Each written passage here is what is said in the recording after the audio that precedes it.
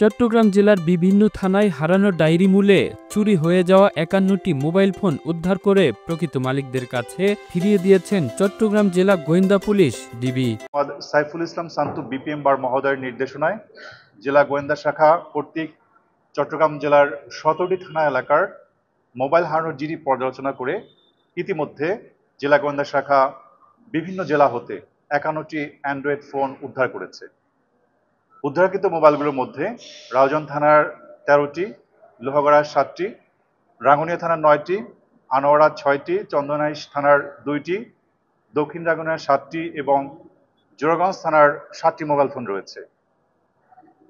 Mobile ফোনগুলো প্রকৃত মালিকগণ যারা আছেন তারা পেয়ে এবং খবর পেয়ে অত্যন্ত আনন্দিত হন এবং জেলা পুলিশের প্রতি গভীর ধন্যবাদ এবং কৃতজ্ঞতা জ্ঞাপন করেন। চট্টগ্রাম জেলা পুলিশ সুপারের কার্যালয়ে এ নিয়ে একটি সংবাদ সম্মেলন অনুষ্ঠিত হয়। পুলিশ জানায়, বিগত সময়ে এই ফোনগুলো চট্টগ্রামের বিভিন্ন উপজেলা থেকে হারিয়ে যায়।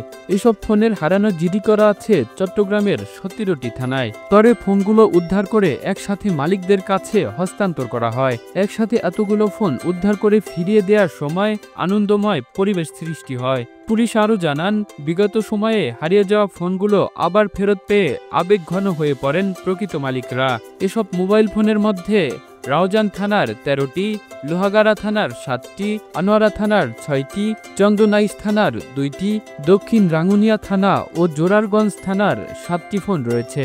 জানা যায়, আকর্ষণীয় অফার দিয়ে খুব কম দামে এসব পুরাতন মোবাইল ফোন সামাজিক যোগাযোগ মাধ্যমে বিজ্ঞাপন দিয়ে বিক্রি করা হয়েছে।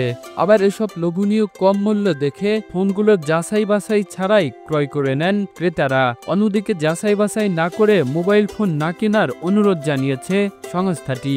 এক্ষেত্রে সবাইকে পুরাতন ফোন ক্রয়ের সময় ক্যাশ মেমো, বিক্রেতার এনআইডি, বক্স ও IMEI যাচাই বাছাই করার অনুরোধ করে police. Kamrul Islam, the news Bangladesh, national desk.